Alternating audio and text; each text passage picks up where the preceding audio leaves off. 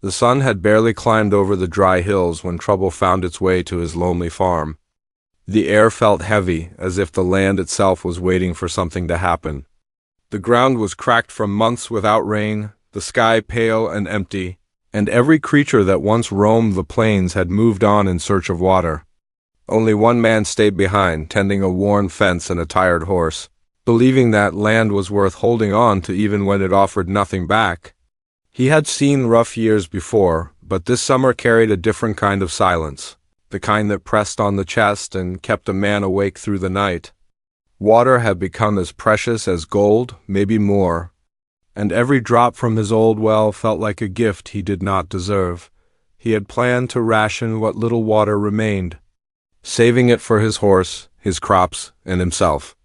Out here on the edge of the frontier, no one was going to ride in and save him if the well dried up. But that morning, two riders appeared in the distance, moving slow and unsteady. They were young women wrapped in worn clothing marked with patterns of the Apache people. Their hair hung dusty and tangled from the wind, and their horses stumbled with exhaustion. The man watched them through half-shaded eyes, unsure whether to call out or stay silent. Folks around town warned him to be careful, to stay distant from Apache camps, to keep his water guarded. But fear was not something he respected. He believed in kindness more than caution, even when kindness carried a cost. The riders stopped at his gate without a word. The younger one could barely sit straight in the saddle, her eyes unfocused as if she had been riding for days. The older one spoke first, her voice cracked from thirst, asking only for water. There was no threat in her tone, no demand, only quiet desperation. He hesitated, thinking of the long summer ahead, of how close he already was to running dry. But he also saw the way their horses trembled and the way the younger woman clutched her side as if holding herself together. Something inside him refused to let them ride away empty. He led them to the well, filled their flasks, and let their horses drink until their legs no longer shook. It was not simply kindness.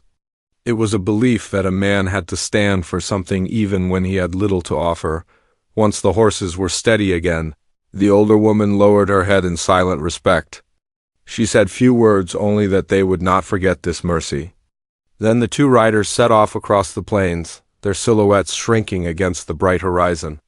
He watched them go and wondered if he had made a mistake. Water was life out here, and life was something people fought over. He returned to his cabin, filled his tin cup from the well, and realized it sat lower than ever. A man could only hope that good deeds came back in equal measure. By evening, the wind shifted, carrying dust and tension. The horse stamped nervously, the air filled with something that made the skin prickle. The horizon darkened with shapes that moved like shadows, silent and controlled. He stepped onto his porch, squinting into the fading light. Riders appeared one by one, filling the ridgeline until there were too many to count. They moved together as if driven by one mind, strong figures on powerful horses, their posture precise and proud. Feathers caught the last sparks of sunlight, and their spears and bows glinted like stars rising from the earth. A wall of Apache warriors stood waiting, unbroken and unmoving, stretching across his land like the edge of a storm. He felt the weight of their presence before he heard a sound. His horse pinned its ears back, sensing something greater than danger. The land went still. Even the wind refused to breathe. Then the front rider stepped forward, his posture marked with authority, his expression carved in stone. The man at the cabin did not need to be told he was looking at someone important. The leader sat tall, his face painted in solemn lines, though his eyes carried a depth beyond anger or suspicion. This was no passing patrol. This was a message. The warriors blocked every path leading away from the farm. Their presence stretched from the rocky slope to the dried riverbed.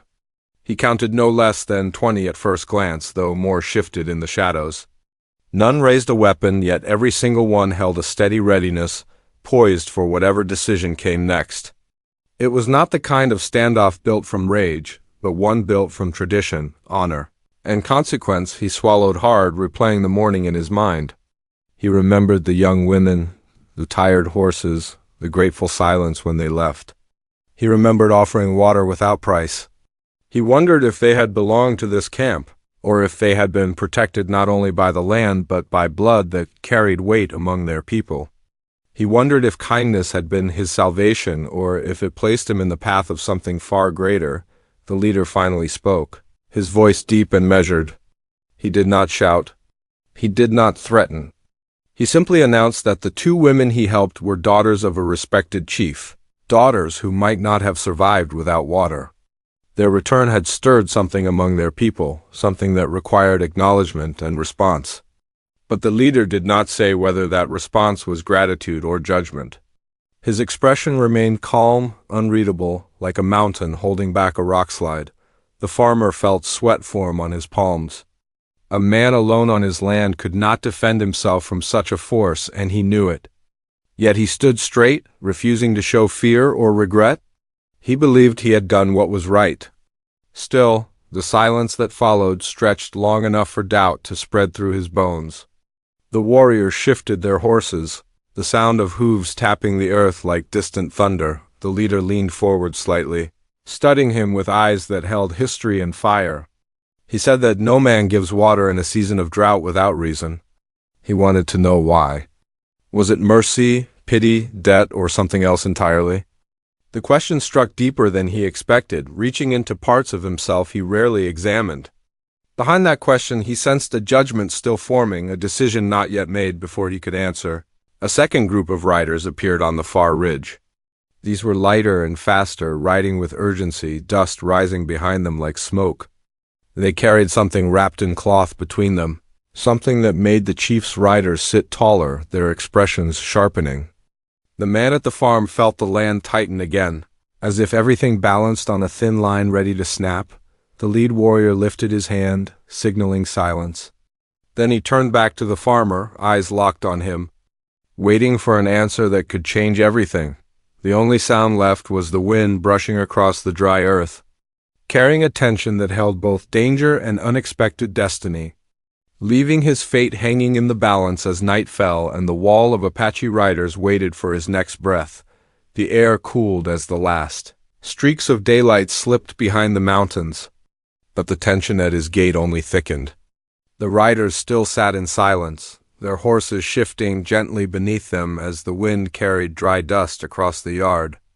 The man felt every heartbeat in his chest as he stood there, unsure whether to speak first or let the leader continue. He thought he understood hardship, but now he realized he had been living alone with his struggle, while others carried theirs in numbers, bound by something greater than one man's survival. He wondered if the two young women had spoken of why they were out in the wilderness alone, or if they kept their journey a secret even among their own people. He opened his mouth to speak, but the leader raised a hand, signaling that he would talk first. The rider's voice was steady, telling him the two women belonged to a respected bloodline, daughters of a man whose decisions shaped many families across miles of land. The farmer understood now why the riders moved with such discipline and why they gathered like a shield around his home. Yet the leader did not offer thanks or threaten punishment. Instead, he demanded answers. Not from anger, but from something deeper, almost ceremonial, as if a man's intentions mattered more than his actions. The farmer tried to explain that helping someone in need did not require thought or reason. He told them he gave water because he saw suffering. He told them he did not want to live in a land where kindness had to be earned. His voice sounded smaller than he hoped, but he stood firm. The leader listened with a face carved into unreadable patience.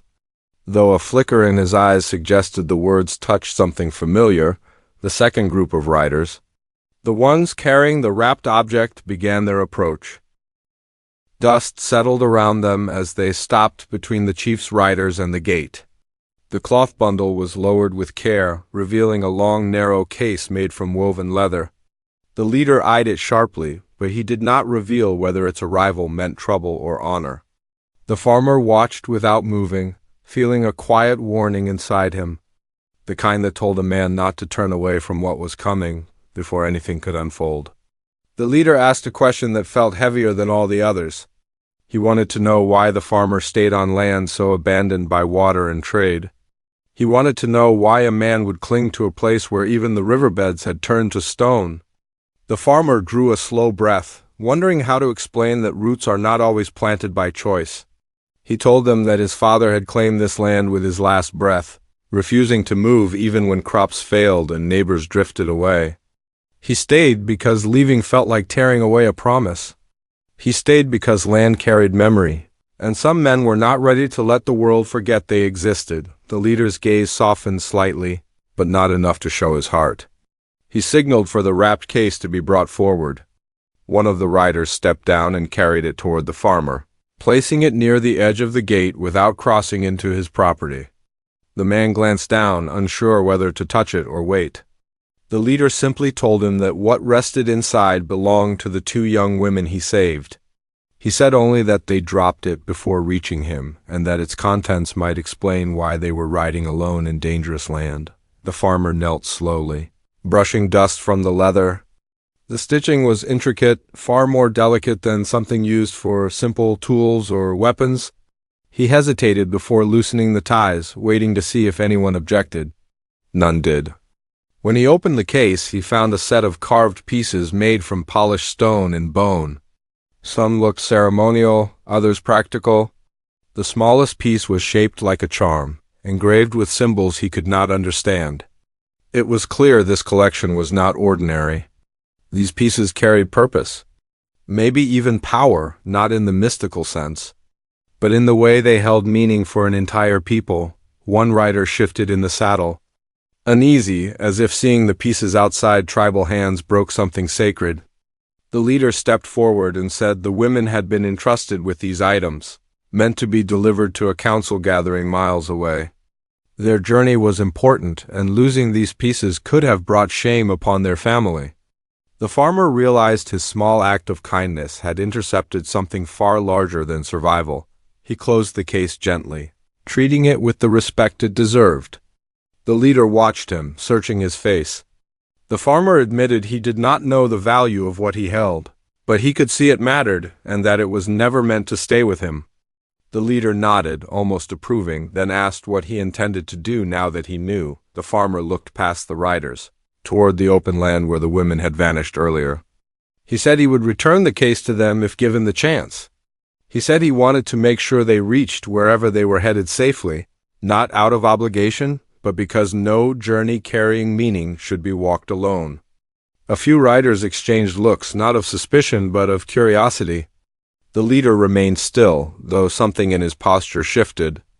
As if he had been waiting for that answer, without warning, the wind changed again, carrying the sound of distant hoofbeats far beyond the ridge. They were faint at first, then clearer. These riders were not Apache. Their movement was fast, reckless, the kind of riding that belonged to men fueled by anger or desperation. The farmer knew that sound. He had heard it when cattle thieves ran from gunfire, when ranchers chased trespassers, when men stormed into places they did not belong. The Apache riders turned their heads toward the noise, sitting taller, preparing for whatever might come next. The leader did not draw a weapon, but his horse shifted beneath him, ready to move. The farmer felt his stomach tighten. Whoever approached was riding into a situation they did not understand. Every shadow on the horizon grew sharper, and the first figures appeared, pushing hard across dry land. The farmer could not tell how many, but there were enough to stir trouble. The Apache leader turned back to him one last time and said that choices carry consequences even when made with good heart. He said the night would reveal whether the farmer stood alone, or whether someone greater had already taken notice of his actions. The meaning was unclear, but the weight of it settled deep. The leader raised his hand, signaling the riders to shift formation. Horses moved with silent discipline, forming a protective circle with their backs to the gate, staring outward toward the incoming riders. They did not threaten the farmer. They shielded his land as if it had become part of their terrain for the moment. The farmer stepped backward toward his porch, feeling as though he had been pulled into a story that started long before his day began. He held the leather case to his chest, unsure whether it would save him or paint a target on his back. The approaching riders closed in, their silhouettes sharpening under the rising moon. A low rumble echoed across the plains, and both sides prepared to meet in a clash of purpose. Loyalty and fate, somewhere beyond the dust? The two young women rode under the same sky, unaware that a single act of mercy had turned one man's quiet homestead into the center of a storm that had just begun. The rumble of approaching riders shook the dry earth before their shapes even became clear. The farmer stood still, clutching the leather case against his chest, watching dust clouds rise from the hard-packed flats. The Apache warriors formed a silent ring around his land, their horses angled outward, shields turned toward the threat instead of toward him. He never expected to be protected by anyone, much less by men who carried their history in scars and paint. Yet there they stood, steady as if they had declared his humble farm a place worth defending. The farmer felt torn between fear for himself and worry for the two young women who had passed through earlier. Whatever storm followed them now was not small. As the moon climbed higher, the shapes on the horizon sharpened into figures. He recognized the posture of their ride long before he could make out faces. These were not wanderers or merchants. They rode with urgency, anger, and purpose. He counted 7 at first, but more emerged from behind them. Their horses were lean and fast, wearing the marks of men who trailed others across miles. The farmer's horse shifted behind him, picking up on the rising tension in the air. One Apache rider whispered something in his own tongue, and several warriors loosened their bows. The leader raised his hand, a silent command to wait. None wanted to strike first. None wanted a fight brought on by misunderstanding. But the dry land had a way of turning misunderstandings into funerals. The farmer tried to quiet his breath, forcing himself to stay steady. Instead of hiding behind the porch rail, the first of the incoming riders slowed as he reached speaking distance. He was older, tough from sun and saddle, with a coat that had seen gun smoke and drought alike. His face held suspicion, the kind that never softened on its own. He eyed the Apache riders first, then the farmer, then the land itself, as if trying to make sense of how anyone could choose this barren place as a battlefield. He finally spoke, asking if the women had come this way. He did not say names, only that 2 young riders were seen crossing territory they should not have crossed. The farmer's throat tightened. The Apache leader stayed silent, prompting the farmer to answer on his own. The old rider demanded to know whether the women passed through with stolen goods. He claimed something valuable from nearby settlements had gone missing, something people were willing to kill to get back. The farmer refused to lie. He said the women had stopped for water and left. He said he did not know where they rode after that. He made no mention of the leather case pressed against his chest. The old rider looked at him hard, as if trying to peel truth from his skin. The Apache leader still did not move, but his horse pawed the ground with growing impatience. The older rider scanned the group again, eyes narrowing when he noticed the circle of warriors protecting the gate. He asked the farmer whether he was working with them, whether the land had turned into a meeting point for plans that did not concern settlers or ranchers. The farmer shook his head, saying he stood alone, but his voice did not carry enough force to erase suspicion. The old rider clicked his tongue and leaned forward in his saddle. He said the women were being hunted not just for what they carried, but for who they were.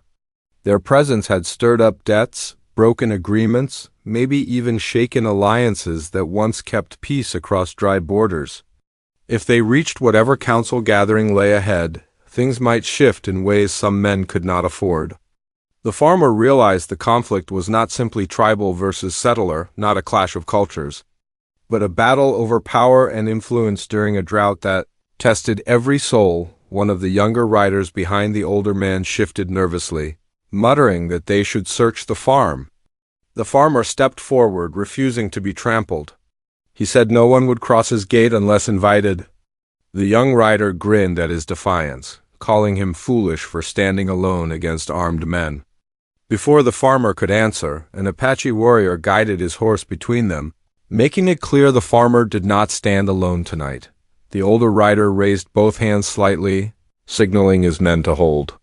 He said they would not cross that line by force, not yet. But they would wait nearby, knowing the women had passed through.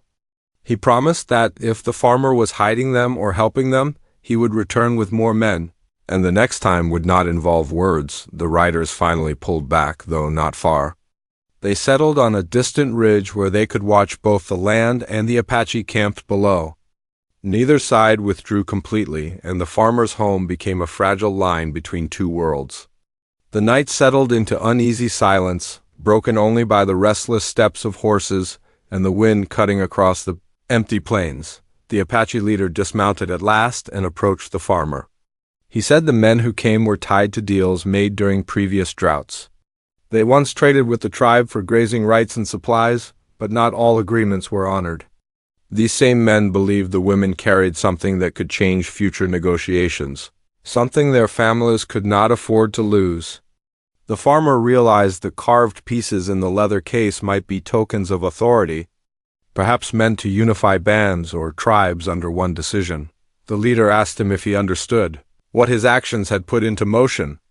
The farmer admitted he did not, though he sensed the truth.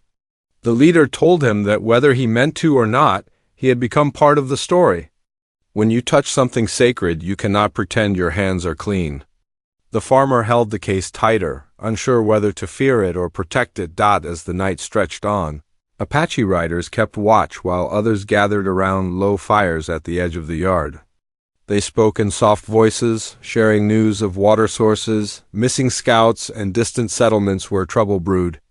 The farmer listened from a safe distance, learning how many small struggles wove into one larger storm. Drought made men desperate. Power made them ruthless.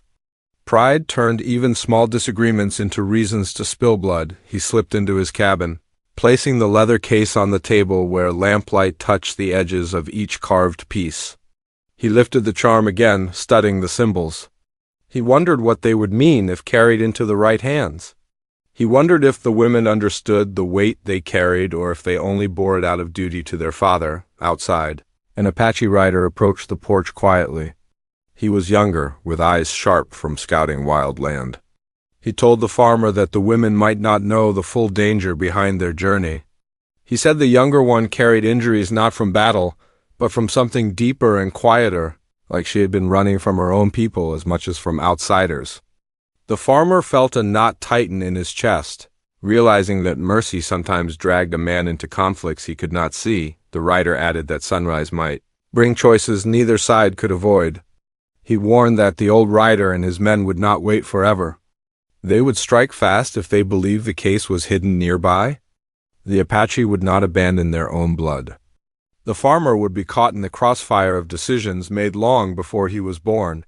He stepped outside once more, watching both groups hold their silent lines beneath a moon that offered no comfort. He suddenly felt the weight of every dry mile stretching across the frontier. Somewhere out there, the two young women rode through the same darkness, unaware that men gathered like storm clouds behind them, and as the first faint light of dawn touched the sky, every rider on the land shifted in their saddle, waiting for the moment when someone finally moved first. The first thin streaks of morning light crept across the plains like a warning rather than a blessing. The farmer had not slept, nor had most of the Apache riders who guarded the boundary of his land. The rival group of riders stayed camped on a distant rise, close enough to strike, but far enough to claim they were only waiting for information. The dry wind carried every sound clearly across the open land, from the rustle of saddle leather to the quiet snort of restless horses. It felt like the world itself was holding its breath, waiting for someone to make a wrong move. The farmer stood on his porch with the leather case in his hands. It felt heavier than before, not because of weight, but because of meaning. He wondered if he should ride out alone and find the young women before both sides clashed. But the Apache leader quietly approached and reminded him that no man rides into a storm without knowing where lightning will strike. He said the women were likely still moving through the canyons to the south, trying to stay unseen. The farmer asked if anyone was sent after them. The leader nodded, explaining that scouts had already gone at first light. They would track them, protect them, and bring word back. The farmer listened, feeling the burden of waiting. Waiting felt worse than danger itself. At least danger gave a man something to fight. But standing still while two sides measured each other across open land felt like being stuck between tides that might crash at any moment. The leader told him to stay close, to be ready to ride if the scouts returned with news. There was no anger in his voice, only quiet expectation, as if he already considered the farmer's involvement inevitable. By mid-morning, tension sharpened. A group of riders from the rival ridge began moving closer, stopping just near the fence posts. The old rider who led them called out, demanding to search the property. He said the farmer had one chance before things turned violent. The farmer stood firm. He said he would not let strangers ride through his land on threats alone. The old rider stepped forward again, hand hovering near his holster, though he had not drawn. He accused the farmer of hiding evidence that could change the balance of power. He said the women carried items stolen from settlements during a previous conflict. Goods meant to sway tribal councils into turning against settlers. The farmer held his ground, insisting he had seen no such evidence and that the women looked more in need of help than guilty of theft. The old rider snarled that mercy blinded men. He said people often hide guilt behind suffering. That comment struck something in the farmer. He knew suffering did not always prove innocence, but he also knew desperation rarely grew from greed. Before he could speak again, the Apache leader rode between them, staring down the old rider without a single threatening gesture. Yet making his presence impossible to ignore, he calmly stated that the case held tribal items, not stolen goods. He said the items were entrusted to the women by their own people. The old rider countered that even if they were tribal relics, their purpose could still bring war. The Apache leader responded that war came from men who feared change more than truth. The wind carried their words across the plains, turning them into knives rather than conversations, just when voices grew sharp. One of the younger riders on the rival side shouted that something was moving across the southern ridge. All eyes turned. A lone horse appeared, dust swirling behind it. The rider was small, swaying in the saddle, and the horse moved unevenly. The farmer's chest tightened. Even from a distance, he recognized the weary posture. The younger of the two women had returned, but she was alone. The Apache riders shifted instantly, preparing to ride toward her, but the leader raised his hand again, waiting to see who else followed. The younger woman slowed as she reached the farm, nearly falling from her horse. The farmer rushed to catch her arm before she hit the ground. Her voice was gravel in fear. She said her sister stayed behind to distract men who followed them. She said the canyon was crawling with riders who were not from either group present, men who cared nothing for alliances or pacts. They wanted the case in whatever power it held, and they would kill for it. The farmer felt his pulse hammer. He demanded to know where the older woman was. The younger one pointed toward the canyon, saying she stayed to slow them down. The farmer turned to the Apache leader. Both men understood without speaking. The older daughter could not stand alone. The leader signaled several riders to mount immediately. The farmer stepped forward, saying he would ride with them. The leader studied him for a long moment, then allowed it. Sometimes a man earned a place with actions rather than heritage. The rival riders listened from the fence line, watching as the younger woman spoke. They realized another group sought the relics, a group neither side had accounted for. The old rider cursed under his breath. He insisted on riding too, claiming his people had a right to confront whoever threatened their settlements. The Apache leader allowed them to follow, but with a warning. They would ride behind the Apache formation. Not ahead, the younger woman was helped inside to rest, though she kept reaching for the leather case until the farmer assured her he would protect it. She finally released her grip, trusting him reluctantly. He strapped the case to his saddle, feeling the weight settle like unfinished judgment. Then the group launched into a fast, pounding ride across open land. Dust exploded beneath hooves. The farmer barely kept pace, muscles burning as the riders pushed toward the canyon. The leader rode at the front, wind whipping through his braids, every motion filled with purpose. The farmer rode beside him, clutching reins tighter than his nerves. The closer they drew to the canyon, the more signs of struggle appeared. Broken brush, hoofprints dug deep into the earth, scraps of cloth caught on stones. They slowed near the entrance, where echoes of distant horses drifted through narrow stone passages. The Apache leader motioned for silence. The old rider scanned the ridge from behind. Jaw clenched, a sharp cry echoed from deeper inside, followed by the heavy thud of bodies striking rock. The farmer felt his stomach twist. The leader signaled riders to split, half circling toward a higher ridge, the rest moving forward through the canyon floor. The farmer stayed with the front group, heart pounding as shadows tightened around them.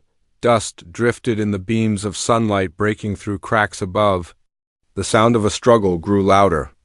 They rounded a narrow bend just in time to see armed men dragging the older sister toward a hidden path. She fought fiercely, even wounded, refusing to let them take her.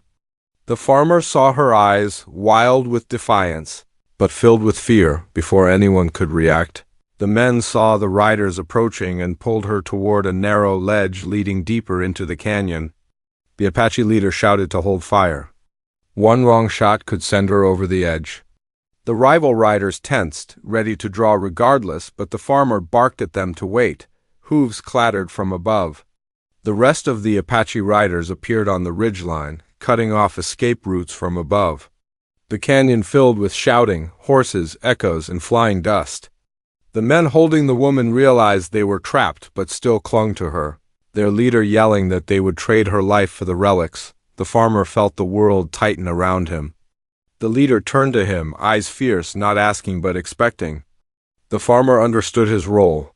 He held the case, and now every soul present waited to see whether he would surrender it. Risk a fight, or take a third path no one saw coming. He stepped forward slowly, the canyon walls rising tall and silent around him. Every rider on every side held their breath. Steel glinted. Hooves dug into stone. The wind died.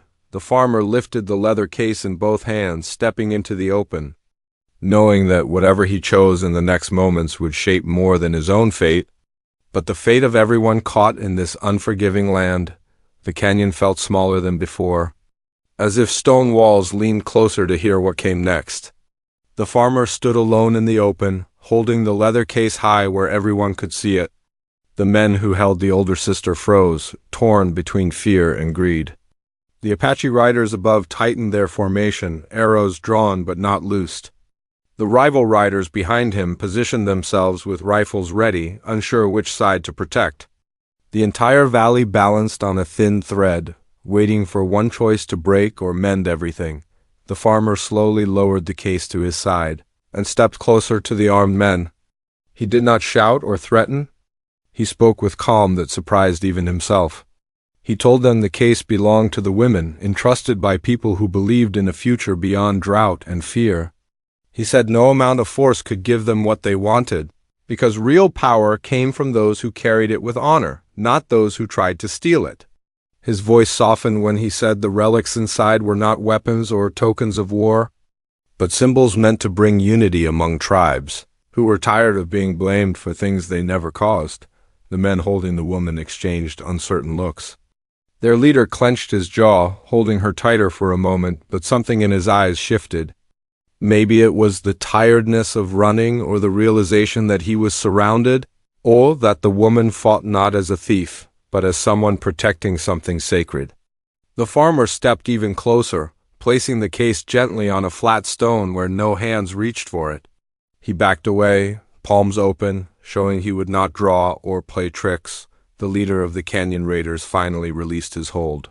He shoved the woman forward and stepped back, signaling defeat rather than surrender. The older sister stumbled toward the farmer, barely keeping her balance until he caught her. Her breath trembled, but she managed a quiet thanks. Behind them, the Apache riders relaxed just enough to lower their weapons, though they stayed alert. The rival riders holstered their rifles, relief mixing with shame for having doubted her. The canyon raiders climbed back onto their horses, moving away without further fight. The old rider from the rival group rode to the farmer's side and looked down, eyes heavy with thoughts he did not voice. He admitted they should have asked more questions before chasing. The farmer nodded once, accepting the words without bitterness. The old rider tipped his hat to the Apache leader, a small gesture of respect rarely shown across their history. Then his group turned and rode off toward the plains.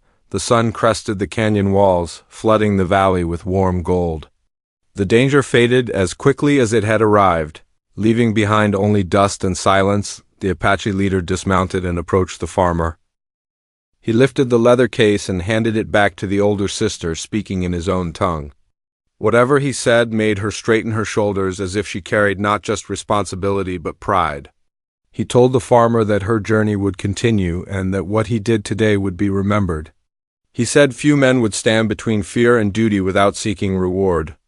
The farmer simply answered that some things were worth saving even when a man had little left to give. As they prepared to leave the canyon, the younger sister rode out to meet them, fully recovered enough to sit tall in her saddle. She looked at the farmer with quiet gratitude that did not need words. She told him that when she first asked for water, she did not think anyone would help. Most settlers turned their backs during drought seasons. She said his kindness had changed more than he knew, and not just for them. The Apache riders escorted the women toward their tribal council gathering, carrying the relics safely between them. Before they left, the leader paused beside the farmer one last time. He told him that courage does not always live in war. Sometimes it lives in the simple choice to share water when the world is dry. He looked toward the farmer's worn land and promised that their people would send help to find new water paths, old springs and buried sources that their ancestors once knew. The promise was not a gift. It was recognition. The riders disappeared across the horizon, horses moving as one line against the morning light. The farmer watched until they faded into heat and distance. The silent emptiness of his land returned, but it no longer felt lonely. As he rode back home, the wind carried a strange calm, as if the land itself had loosened its grip on despair. Days passed, and scouts from the Apache returned with tools and knowledge passed down through generations. They walked the land with careful steps, studying soil, stone, and dried creek beds. Eventually they found signs of water below hardened ground, deep enough that no simple shovel could reach. Together they dug, working side by side until a thin stream finally pushed upward through the earth.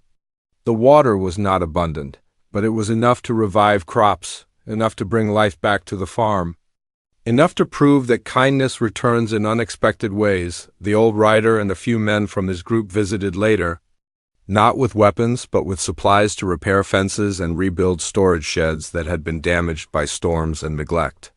They did not say they came to repay anything. They simply worked in silence, as if hard labor was a language stronger than apology. Word spread quietly across both settlements and tribal camps that the farm near the dry ridge was no longer just one man's land. It was a place where paths crossed without fear, where riders could find water without cost, where stories of conflict met stories of mercy. People began to stop by, not many, but enough to remind him that he was no longer forgotten on the edge of nowhere.